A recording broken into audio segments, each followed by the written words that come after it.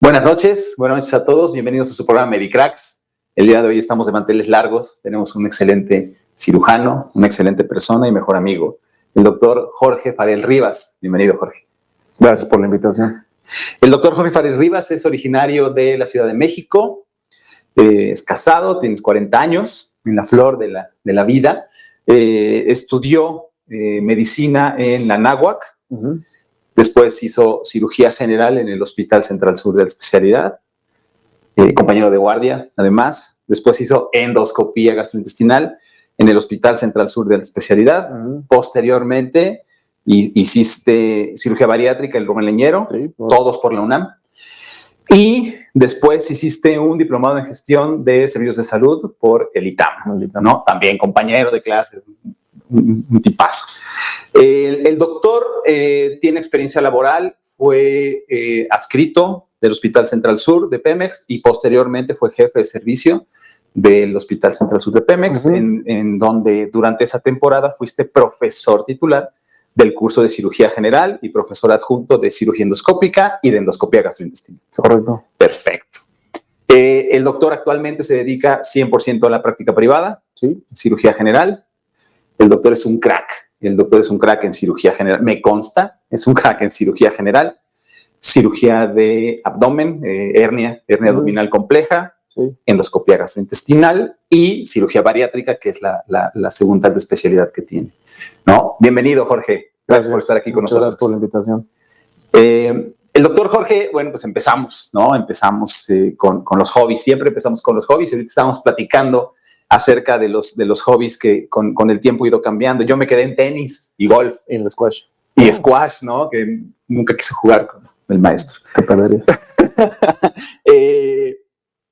Pero ahorita ya tienes uno nuevo, ¿no? Que me pareció muy interesante. A ver, cuéntanos.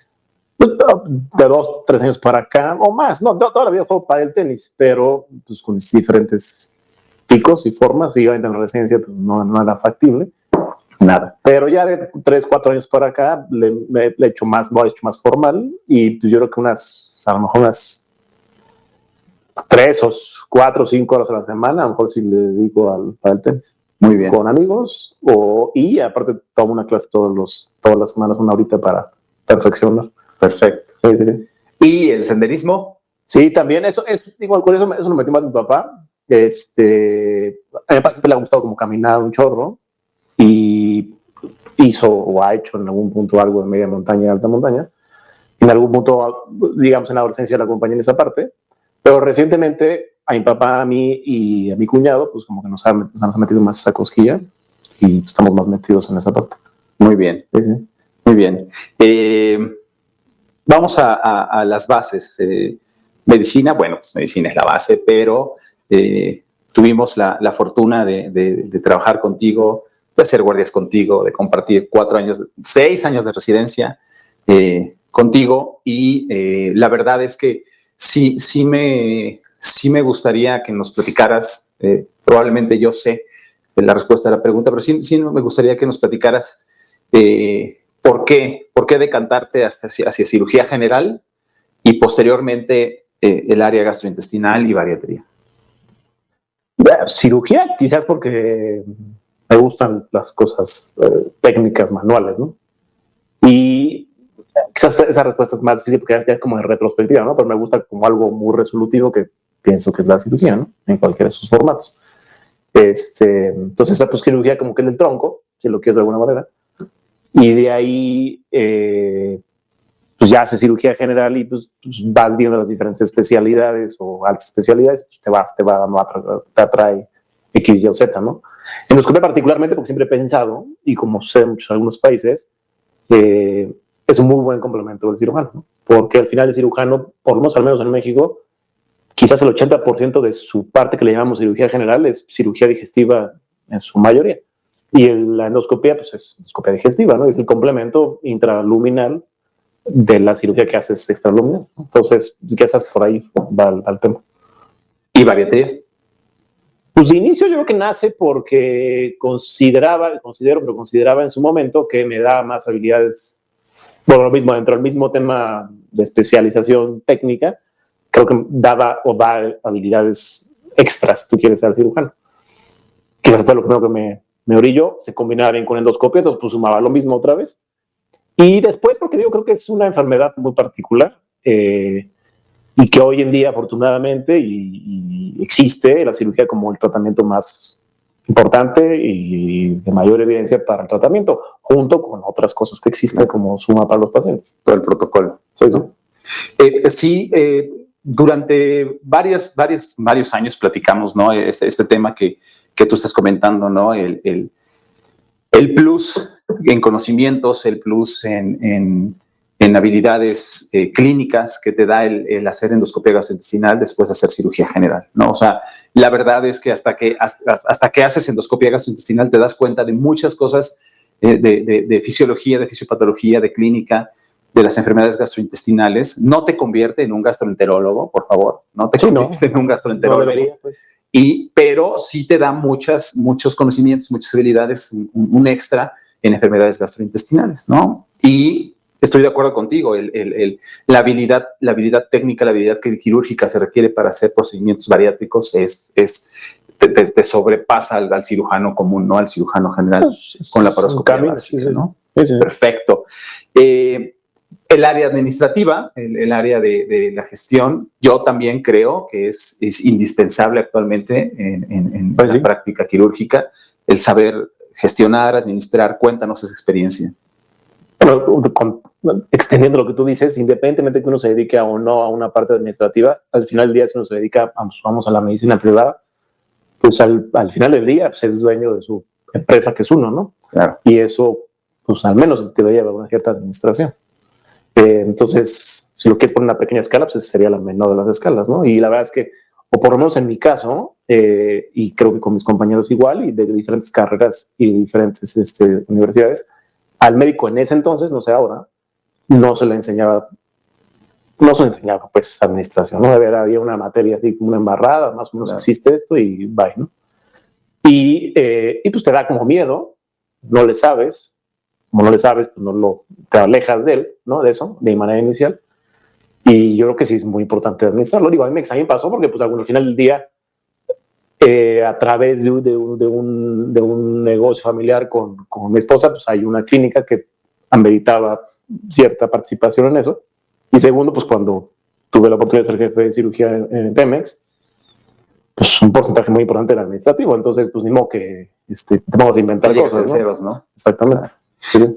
Hay una parte, vamos a saltarnos unas preguntitas, pero lo acabas de mencionar, hay una parte bien importante que nosotros tomamos en cuenta en esta entrevista, que es una parte que se llama "no todo es medicina", ¿no? Uh-huh. Y si bien... Que solo medicina sabe, nadie sabe. Nada sabe. Entonces, no todo es medicina, incluye esto que acabas de comentar tú, ¿no? El hecho de hacer un emprendimiento de ya algunos años, ya varios años, en un negocio familiar, negocio en salud, pero a fin de cuentas negocio familiar, más un emprendimiento que estás haciendo de Cliva, Health de México. Sí. Sí, es una parte médica, es una parte clínica, pero nos saca del ámbito de la práctica médica, ¿no? Nos mete más a la administración. Cuéntanos cómo ha sido esa experiencia, porque es muy raro, y nosotros lo hemos dicho aquí, es muy raro que un médico, y más que un quirúrgico, que como tú lo dijiste, somos nuestra empresa y normalmente es una empresa exitosa, normalmente, entres a un área de empresario, un punto de emprendedor, y esa experiencia nos gustaría que nos la compartieras con quienes nos escuchan, porque no todo es medicina, ¿no? Sí, ¿no? Pues es difícil, ¿no? Y si partes de una base con menos conocimiento, pues se vuelve más difícil. Luego, entonces, el entrenarte o educarte en ese sentido, pues lo hace más fácil o lo hace menos difícil, para ponerlo de alguna manera, ¿no? Yo inicialmente lo vi, o creo que tiene un sostén, porque nosotros los médicos, en general, los que nos enfocamos más en la medicina privada, al final del día no tenemos en general un plan de retiro, ¿no? Esa es una. Y dos, si nuestra especialidad, bueno, lo podemos tener, ¿no? Pero en esencia no tendrías que establecerlo. Y si nuestra especialidad depende de nuestras manos, y por X o Y alguna circunstancia pasara, que ojalá y no puedes practicar tu especialidad, pues tendrías al final tu base, que sería medicina general, etcétera, pero pues te quitarías un chorro de la temática, ¿no? Entonces, yo creo que un mecanismo de seguridad en el largo plazo y en el actual, por cualquier eventualidad, vale la pena tener otros flujos de entrada o diversificar tus ingresos, ¿no? Entonces, inicio, yo te diría que sería como la primera recomendación general para cualquier quirúrgico o no quirúrgico en ese sentido, ¿no? Diversificarte para contemplar todos los escenarios. Claro, e invertir en lo que sabes, en lo que conoces. Además, ¿no? O sea, si está vinculada a la medicina, pues más vas a saber, te documentas y te educas en la parte administrativa y pues más o menos ya se puede caminar, ¿no? Te permite este tema de hacer emprendimiento, inversión, empresa en el área que conoces y en el área que dominas, por ejemplo, en tu caso, pues es la clínica, y te permite desarrollar también tus habilidades ahí, ¿no? O sea, te vuelves empresario, emprendedor, socio, como le quieras llamar, pero además autoempleado, ¿no? Entonces eso también te ayuda mucho porque te permite un flujo, ¿no? Lejos de la gente que va y hace las prácticas ahí, sus cirugías, sus procedimientos. A ti también te permite llegar y ser un autoempleado en tu propia empresa. Entraste a un tema también bien importante, Ariel, y siempre lo digo, cuando viene un quirúrgico, siempre les hago esta pregunta y tú ya la abordaste, ¿no? A veces no estamos conscientes que nuestras habilidades, del tipo que sea, pero que nos permita hacer una cirugía, pueden terminar de un momento a otro o en su momento van a terminar y más temprano que tarde. Y nos tenemos que dar cuenta, ¿no? Entonces, ahí viene dos vertientes. Darse cuenta, o sea, aceptar que tus capacidades ya no son las mismas y que ya la cirugía ya no es la opción, o ya que te das cuenta, ¿qué va a pasar después, no? En tu caso, veo que lo tienes planeado, pero bueno, nos gustaría que fueras más profundo en este tema, ¿no? La preentrevista dice 10 años, pero es truco, ¿no? Tú, a tus 40 años actuales, ¿cómo te ves a los 60, 65 años, cuando ya las habilidades, los ojos, los reflejos, las piernas, las manos ya no son las mismas? A esa edad todavía pensaría seguir operando, pero muy posiblemente ya tendría que empezar a pensar en que en breve ya no, ¿no? Pero al final del día, hoy en día, y con toda la tecnología, medicina y todo que tenemos, y los cuidados que uno debería de tener, tú conoces hoy en día gente de 60, 75, 70 años, son bastante funcionales, por lo menos en muchas de las actividades del día a día, ¿no? Como cirujano, pues, quién sabe decir, ¿no? Porque pues, puede presentarse una enfermedad más temprano, otras cuestiones, ¿no? Pero si ya traes algún plan de retiro, si ya traes otro mecanismo de ingreso por cualquiera que sea la vía, pues yo me vería, te diría yo, muy posiblemente me he metido en enseñanza, ¿no? Que eso pues solo está acá, ¿no? 2, pues, no sé si en 15 años, pero a lo mejor en 20, pues, disfrutando los nietos quizás, ¿no? Dirigiendo lo que ya he hecho desde el punto de vista médico, clínica, negocio o nuevos, ¿no? Claro. Pero pues se caerá más en el área administrativa, empresarial que en la práctica quirúrgica, ¿no? Claro. Pensar en el retiro en algún punto. No es así como en el retiro quirúrgico. Sí, yo creo que sí. O sea, al final yo creo que la especialidad de cirugía, creo yo que es medianamente estresante, ¿no? Medianamente. Por ponerlo light. Muy romántico. Entonces, así que dijeras, vivir con esa circunstancia hasta los 70, pues, ¿para qué, no? Claro. Mejor trabajar muy fuerte y precisamente con esos diferentes mecanismos, a los 60, 65, 60, digo, el número es irrelevante, pero en esta fase, pues decidir mejor pasar a otra categoría. Evolucionar. Sí. Muy bien, perfecto. Enseñanza, Fabi. Lo acabas de decir. Tú me estás llevando a la entrevista, no, hombre, es excelente.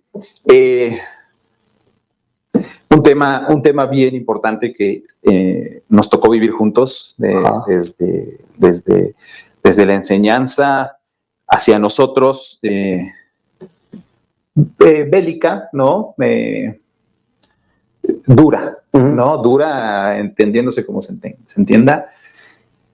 Posteriormente, siendo residentes, ya, o sea, evolucionando los años de residencia, ya cuando nosotros teníamos la capacidad de tomar decisiones hacia los residentes de menor jerarquía, tratamos de hacerla menos áspera, ¿no? Y después, ya como adscritos, ¿no? La oportunidad que se nos dio de tomar el curso como profesor y como adjunto, de evolucionarla, ¿no? De mejorarla, de quitar esos paradigmas de salvajismo y además de mejorar la enseñanza como tal, ¿no? El medirla, el evolucionar diferentes tipos de abordaje, no solo la clase donde se para alguien y da, ¿no? Teniendo muy buenas generaciones, ¿no? Teniendo muy buenos resultados, excelentes subespecialistas, un índice de ingreso a la alta especialidad de los alumnos de casi del 100%, ¿no? Y que nosotros vemos y que vemos que son exitosos, que son buenos cirujanos y buenas personas. Sin embargo, este breve resumen que acabo de hacer tiene mucho que ver con lo que tú hiciste en esa sede, ¿no? Cuéntanos esa experiencia, qué pasó por tu cabeza en el momento en el que tuvimos la oportunidad de decir vamos a evolucionarla y ¿qué crees que venga en adelante? Pues de entrada yo creo que parte de lo que teníamos que hacer o se debe de hacer pues es formar el carácter del futuro cirujano, ¿no? Y ese carácter no creo que se pueda forjar porque como platicamos anteriormente es una especialidad medianamente estresante, ¿no? Que tiene que ver con pacientes, que tiene que ver con toma de decisiones en momentos relevantes, que tiene pues, un porcentaje de complicaciones que pueden impactan en la vida de la persona a corto o a largo plazo. Y yo no creo que puedas forjar un carácter a base de maltrato, si le quieres poner, ¿no? En palabras generales, o injusticias, ¿no? Entonces yo creo que tiene que partir primero, pues uno trata de las personas como seres humanos, ¿no? Eso sería el primer paso. Pero creo que eso no quita que debas exigir mucho, ¿no? Una cosa exigir, otra cosa que trates bien, seas justo, ¿no? Esa combinación creo que debe participar. Y también creo que el residente debe sentirse, uno, que lo tratan justamente, que lo tratan respetuosamente, pero también creo que se va a sentir respetado si le exiges algo y ve un resultado que le beneficia, ¿no? Claro. Y también una manera de comprobarle eso es que él pueda comprobar una calificación, una evolución, ¿no? Porque algo que no culparía a nadie antes, ¿no? Es decir, que es muy difícil, ¿no? Algo que creo que es importante es que uno pueda ver lo que es calificado, ¿no? Si me vas a calificar a mí en X, Y, Z, pues dime por qué, ¿no? Claro. No porque lo que tú sientes, ¿no? Y tener una retroalimentación. Además. No porque yo lo digo, o porque así se hace, ¿no? Exacto. O porque aquí así se hace. Pero también entendería que eso es una deficiencia no nuestra, sino del sistema, yo creo, y desde más atrás, es que pues, hay pocos profesores para el número de alumnos, ¿no? Claro. O a lo mejor estrictamente hay uno, o sea, porque los demás pues participan, claro, pero no tienen un contrato o una relación, lo hacen por gusto, ¿no? Claro. Entonces realmente si lo ves así, es un profesor o dos, quizás tres, para un pool muy grande, ¿no? Entonces, si lo evalúas, si lo retroalimentas, pues se va a dar cuenta que lo que está haciendo, por más difícil que sea, o la mayor nivel de exigencia, pues tiene un sentido, ¿no? Claro. Entonces, yo creo que eso fue, creo que relevante, ¿eh? Tratar a la gente como debe de ser, evaluarlos, ser justos y exigir, o sea, aunque no pareciera, exigir mucho. Yo creo que eso de entrada ayudó un poquito, ¿no? Nadie te prepara para ser profesor. Además, nadie, o sea, son cuestiones que tú traes y que vas aprendiendo y que tú llegas a una residencia y lo que haces es absorber, ¿no? A todo, bueno y malo. En el primero o segundo año absorbes y después ya empiezas a tener un criterio, ¿no? Pero sí, o sea, en nuestra área, por ejemplo, el cirujano como tal, pocas veces tiene una preparación formal a la hora en el que o sea, tú tomas la preparación cuando te dicen ya eres profesor, ¿no? Y cometes 3, 4, 5, 10 errores y dices, creo que sí necesito una pequeña preparación, ¿no? Sí. Nadie te prepara para ser profesor y menos para tratar con jóvenes con ese tipo de estrés, con ese tipo de cansancio, ¿no? Entonces sí es muy, muy importante esto que acabas de platicar, ¿no? El tratar de hacer un cambio, tratar de hacer una evolución en la enseñanza y verlo reflejado en alumnos excelentes que, bueno, pues ahorita son exitosos, ¿no? Uh-huh. Y es un tema que quería yo tocar contigo. Y ahí un poco lo que también diría es, o sea, mucho, yo creo que en México hay excelentes residencias, eso es indiscutible, ¿no? Pero en el pool porcentaje quizás las mejores, pues, porcentajes chicos, ¿no? Comparado con todos los que hay. Yeah. Y segundo, todavía, pero quizás espero que cada vez menos, la formación del residente en cirugía era mucho como de tradición oral, ¿no? Me enseña el DR2, y luego me enseña el R3, y luego me enseña el R4, y el escrito, pues, como que coordina que eso suceda, ¿no? Pero no hay una estructura. La estructura es como es tradición oral, pues, ¿no? En términos generales. Sí. Y si la tradición oral es buena y el sistema de la escuela es buena, bueno, pues te defiendes, pero si la tradición oral no tiene ninguna medicina basada en evidencias, en base a mi experiencia, en base a lo que ha sucedido ahí, pues puede tener múltiples desviaciones, ¿no? Claro. Incluso en lo que tú decías, ¿no? En el maltrato, ¿no? El maltrato se hereda, ¿no? Se va heredando y tú lo tomas como normal, ¿no? Pues papá, es como papá a un hijo y así para abajo. Así es. Perfecto. Muy bien. Pues era un tema que queríamos platicar porque sí hubo un cambio en esas 3-4 generaciones a partir de tomar las riendas como residente, luego como adscrito y después como profesor, que sí es muy notorio, ¿no? Sí es muy notorio y es admirable, ¿no? Que se haya logrado eso. La verdad es que es admirable que se haya logrado eso. Como tú lo has dicho, ¿no? La medicina debe basarse en evidencia, ¿no? Sin embargo, en las áreas quirúrgicas, la experiencia es muchísimo. O sea, el tener experiencia, el repetir hacen, ¿no? Y pueden ser experiencias técnicas, pero también pueden ser experiencias de vida, ¿no? Experiencias de criterio, de falta de exceso de, ¿no? Entonces, hay una parte donde nosotros preguntamos cuál ha sido tu mejor experiencia en el área de la cirugía en la cual estás metido desde hace 15 años. Mi mejor experiencia, así como particularizarlo, no sé, pero yo creo que mi mejor experiencia es que el paciente te felicite o esté contento con el resultado, llámese en el ambiente público o privado. Pues ahí te diré que esa sería la mejor experiencia y esa es la que, si opero un paciente el lunes, espero que suceda el próximo lunes cuando da la consulta, ¿no? Esa es mi mejor experiencia, el resultado de un paciente contento que te recomienda porque le fue bien y porque quiere que la persona que está recomendando, pues al final cuando recomiendas a alguien es porque te genera cierto compromiso también, claro, ¿no? Entonces, yo creo que sería eso, la satisfacción que el paciente le vaya bien. Muy bien. Otra parte de la entrevista tiene mucho que ver con la cultura que tenemos, ¿no? Ha cambiado también mucho la cultura de la lectura, ¿no? Uh-huh. Y me consta, ¿no? De repente, pues había tiempos libres y ahí estabas con tu libro, ¿no? Entonces, tenemos una pregunta que es ¿cuál es o cuál ha sido o cuáles han sido algunos de los libros que tú puedas recomendar que hayan marcado algo en tu vida, ya sea profesional, personal o combinadas, y por qué? Es uno reciente, el libro tendrá 5, 6, 8 años, se llama Hábitos Atómicos. Ajá. Pero a ese lo aplico mucho porque pues, lo puedo aplicar sobre todo pacientes con sobrepeso y obesidad que requieren una consulta como muy conductual, ¿no? Por el psicólogo, el psiquiatra, pero pues también por el médico en general, ¿no?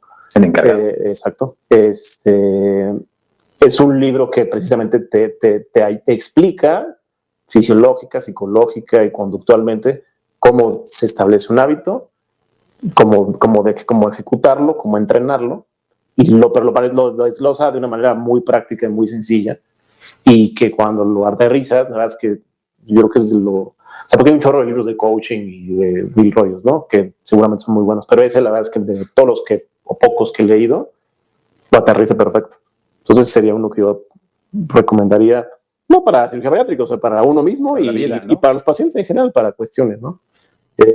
Otro reciente tiene que ver con hijos, pero eso digo, educación de niños, pero está muy bien, pero no para Medicracks quizás. Claro. Hay uno que se llama 12 reglas para la vida, es un psicólogo, se llama Jordan Peterson, controvertido, tiene sus áreas buenas y malas en lo que comenta en su historia de vida, pero particularmente ese libro te establece 12 reglas que podrías seguir en tu vida, que me parecen muy interesantes, como las desglosa, pero sobre todo, más que alguien diga porque lo sientes, sino porque te lo sustentan en hechos con evidencia, ¿no? Entonces ahí es donde a mí me gustan muchas cosas, ¿no? De hechos, facts, que te digan, yo quiero que hagas esto porque se probó que se hizo esto, ¿no? Claro. Entonces, pues a mí, por lo menos en mi personalidad, mi forma de ser, me convence más a alguien que algo más holístico, que no lo critico, o algo más de fe, respetable, te lo imponga o te lo sugiera, ¿me explico? Claro.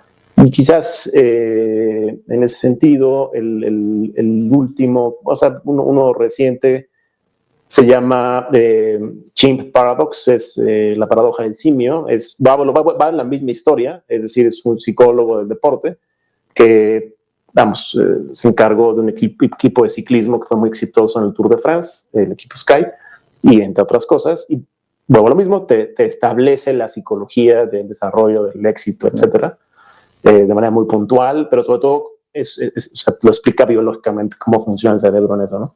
Entonces es muy interesante. Pero además lo llevó de cero, ¿no? Lo llevó de cero. Ya hablamos de los libros y hay en una parte en la entrevista que es una frase que significa algo para ti y me llamó la atención. Me llamó la atención. El arte de la guerra, me parece. Se dice que puede ser de ahí, sí. Del arte de la guerra, Maquiavel, por ahí, una de las dos. Pero cuéntanos, ¿qué frase es y por qué? No, como te decía, no soy muy de frases, ni de como símbolos o héroes o ideales, pero bueno, contestando esa pregunta, yo creo que la frase de ten tus amigos cerca, pero más cerca a tus enemigos, es una frase para un uso cotidiano, ¿no? Y creo que, pues digo, básicamente lo que representa es que, digo, no necesariamente es un enemigo dentro del sentido una guerra o negativo, ¿no? Pero pues puedes conocer tus limitaciones, puedes conocer, adelantarte, evitar sorpresas, puedes conocer cómo va aprendiendo al negocio, ¿no? Cómo va tu negocio y te puedes comparar con el otro y ver cómo tienes oportunidades de crecimiento, ¿no? Ambas por ahí, ¿no? O sea, agarrando en un sentido, un ángulo positivo, ¿no? Pero pues al final del día, tu competencia te hace crecer más, ¿no? Si lo ves en la parte de negocio, competencia personal, etcétera, ¿no? Si lo tienes cerca, pues podrás ver qué sucede, ¿no? En ese entonces y aprender de él también. Muy bien, muy bien. Sí, es muy buena frase, además. Una pregunta bien importante y que siempre ha tenido la misma respuesta, pero tiene varias aristas, ¿no? La amistad entre médicos, la amistad entre colegas, la frase, ¿no? Esa frase que en lo personal me gusta mucho, pero todos los invitados han dicho que es cierto, ¿no? Que el peor enemigo de un médico es otro médico. Entonces, ¿qué opinas de la frase, Farel? ¿Y qué opinas de la amistad real entre médicos, colegas y no colegas? Bueno, la frase es real, discutiblemente, ¿no? Yo al final, pues los médicos tenemos una personalidad particular, los cirujanos más, ¿no? Los egos son importantes y pues, hay gente que no le gusta la competencia, hay gente que pues, es envidiosa y siempre cuando hay alguna oportunidad, pues ese grupo de personas, que yo creo que son la minoría, pero existen, pues si puede ponerte el pie, lo pondrá, ¿no? O no te lo pone, pero si quiere esa otra persona destacar más sobre el otro, pues usará esa estrategia, ¿no? Pero sí coincidiría que esa es una frase cierta. Pero también, como te decía anteriormente, pues también lo opuesto es cierto, ¿no? Es decir, finalmente en este ambiente de residencia, especialidades, o uno dentro de un hospital, dentro de un servicio, pues también convives con gente con la que haces equipo, ¿no? Y hoy en día la medicina creo que no se puede entender de una manera correcta si no es un trabajo en equipo. Ese equipo pues tendría que ser, no tus amigos, pero tendría que ser gente con la que tengas mucha confianza y puedas tener una relación de respeto, mucha confianza y liderazgo de todo para poder llevar a cabo algo, ¿no? Entonces también es lo opuesto. Entonces la mejor manera de ser un equipo pues, es con gente que sea compatible contigo, ¿no? Claro. Entonces... Sí, se dice que los verdaderos amigos que encuentras en tu carrera médica son tu familia escogida, pueden llegar a ser tu familia escogida, ¿no? O sea, de tan fuerte que puede llegar a ser esa amistad real entre médicos, ¿no? Entre médicos, ya sea colegas o no colegas, ¿no? De la misma especialidad. Sí, por supuesto. Sí. Muy bien. Tú más compartes cosas muy relevantes, ¿no? De vida, de sufrimientos, de éxitos, o de tristezas, casi siempre cosas más positivas, ¿no? Claro. Entonces, pues, se forma un vínculo, pues, sí, como no puede ser familiar, claro, a nivel familiar, claro. Claro. Compartir el estrés es un vínculo importante, ¿no? Saber que estás en un lugar muy estresante, decir, pues me puedo apoyar en tal cual, Sí, sí llega a creer. por lo más fácil, que el cirujano cuenta sus complicaciones, es rarísimo. Sí. Rarísimo por muchas razones, pero pues si se las cuentas, las vas a contar pues, a un verdadero amigo, ¿no? O sea, alguien que te entiende, que te pueda apoyar. Claro, que no te juzgue, ¿no? Sí, Que tenga una... te escuche y listo. Claro, de acuerdo. Por último, Jorge, este es un programa de cracks, nosotros te consideramos un crack, y todas las personas que destacan en una área o en otra, en tu caso en el área de cirugía, de endoscopía, de bariatría, de cirugía del aparato abdominal, gastrointestinal, nos gustaría que nos contaras quién ha sido el Medicrack o quiénes han sido los Medicracks que han representado algo importante en tu carrera médica, profesional, incluso hasta personal. Se puede decir nombres, ¿y por qué? Bueno, alguien que me pareció relevante en algún momento de mi vida fue la doctora Villa, Isabel Villa, que fue en el internado, y fue una persona infinitamente comprometida con la enseñanza, con sus alumnos, muy exigente, pero muy justa, ¿no? Y que me marcó significativamente en el área de internado, o sea, como que mi mente y mi carrera y todo, como que, o sea, si te puedo decir, es un antes y después, en ese punto, en ese momento, en ese internado. Entonces, como que le tengo mucho aprecio, aprendí mucho de su manera de trabajar, su manera de estudiar, su manera de comportarse con los pacientes, con la evidencia, mucho de la evidencia médica. Entonces, como que te diría, dentro de mi carrera, esa es la más relevante.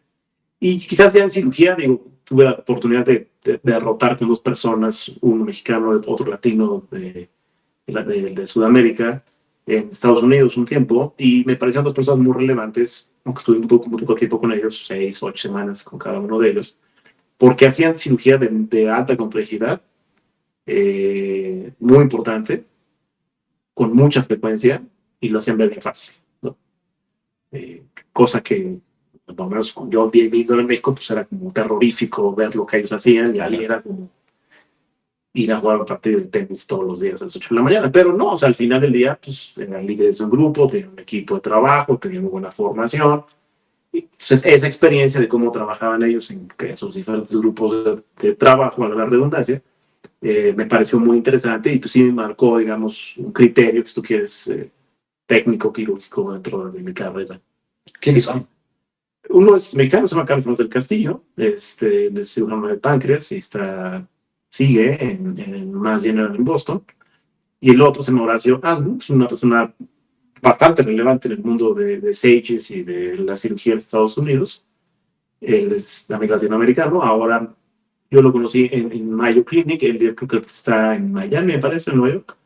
Es alguien muy activo en la sociedad, digamos, quirúrgica de Estados Unidos, pero sobre todo muy activo en la parte de enseñanza, de información de criterios, de guías, o sea, como que sabe esta conducta, ¿no? De liderazgo dentro vamos, es muy participativo en toda esa enseñanza, ¿no? Entonces, son dos personas que sus criterios, su forma de trabajo me parecen muy interesantes. Muy bien. Acabas de tocar un tema bien importante que es ser tan bueno que parezca que lo que haces es fácil y lo puede hacer cualquiera, ¿no? No es fácil y no lo puede hacer cualquiera. En lo personal, y te lo tengo que decir, me tocó ver el inicio de una especialidad que a mí yo creo que debe ser una especialidad, hay sus bemoles, pero el inicio de tu inicio en la cirugía de reconstrucción abdominal, ¿no?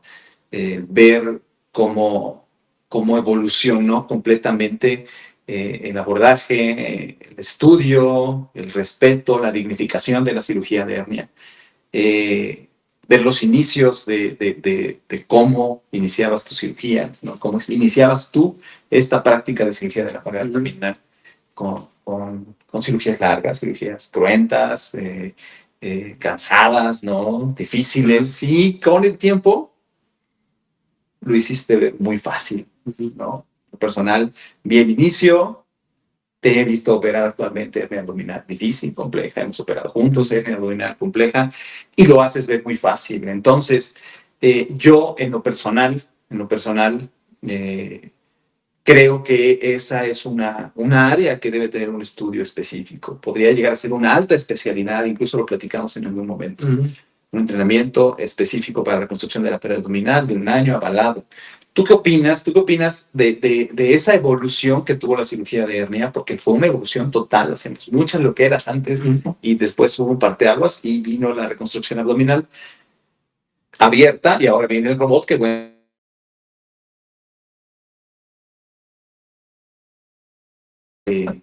tú, ¿cómo te sientes con esa expertise que tienes, con esa facilidad ya que se te nota cuando estás operando en la reconstrucción de pared abdominal?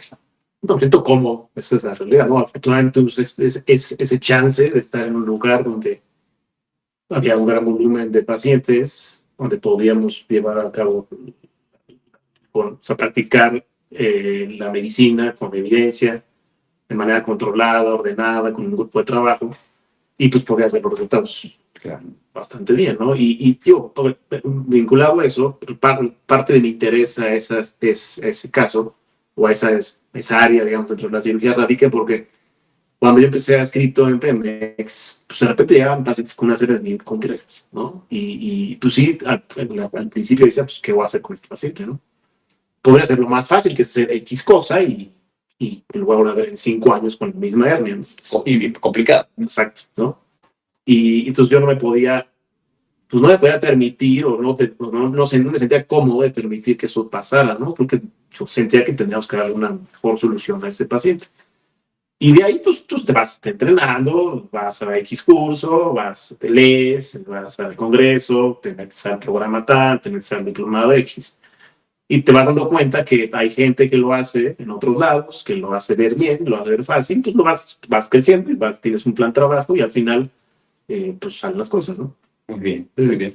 Sí, ¿qué opinas de la enseñanza de esto? O sea, ¿tú qué crees que sí debería ser un programa? Yo creo que sí, sí, porque establecido. Evidentemente que volvemos a lo mismo, dentro de la hernia para abdominal, dentro del área de cirujano general, ocupa el 30-50% en México, ¿no? Sobre todo en la institución pública. Sin embargo, está muy poco desarrollada, se utiliza muy poco cirugía de mínima invasión, ya no digamos robots, o sea, cirugía laparoscópica. Hay una estadística no muy vieja, donde se habla de que solamente el 20% de las cirugías de hernia inguinal en México se hacen por mínima invasión. Entonces, pues es un abismo, ¿no? Lo que nos falta, ¿no? Entonces, sí creo que eso debería existir porque hay lo que es la reconstrucción de la pared abdominal compleja, pues involucra muchas áreas, o sea, no es solamente un hoyo, ¿no? Claro. Es reconstruir músculos, es volver a unirlos, utilizar materiales protésicos, a lo mejor hay colon, a lo mejor hay estoma. O sea, involucra la cirugía general, toda su generalidad. Pero pues, creo que amerita que alguien coache, hay un programa estructurado que lleve a los médicos presentes. Claro, y como todo, ¿no? La preparación que debe tener un paciente y el conocimiento que tú como cirujano especialista en hernia debes tener para poder llegar al quirófano. Sí. O sea, no es, tengo una hernia y vamos a operar. Es todo lo que lleva ese paciente, el cirujano, los estudios, las preparaciones para poder tener una cirugía exitosa. Y porque vamos a lo mismo, mucho de la enseñanza, desgraciadamente, en México, en cirugía, es tradición oral, ¿no? Entonces, pues si en tu tradición oral de tu escuela la cirugía de hernia se hacía solamente con la opción A, pues esa es la que aprendiste. Claro. Y si en la zona y en la ciudad es la opción A, y si en el país es la opción A, pues lo que vas a aprender, entonces ya no hay más. No hay de otra. Entonces, pues ese es el problema, ¿no? De eso carecemos de eso la enseñanza de quirúrgica en nuestro país. Claro, claro. Jorge, ha sido un placer. Muchas gracias por la invitación. Tenerte aquí con nosotros. Tenía que llegar el día que estuvieras aquí con nosotros. La verdad es que nos da muchísimo gusto por todo lo que viene atrás, o sea, todo lo que viene atrás de esta plática, muchos años de trabajo junto, de conocimiento, de camaradería, ¿no? cosas importantes. Ten la seguridad, yo que te he visto trabajar desde el inicio hasta los últimos días, y quienes te vemos por ahí en el hospital, en la vida, trabajando, ten la seguridad que te vemos y decimos, I'm on crack. Muchas gracias por estar con nosotros, Jorge. Claro, Muchas gracias a todos ustedes. Un placer haber estado con nosotros. Nos vemos la próxima.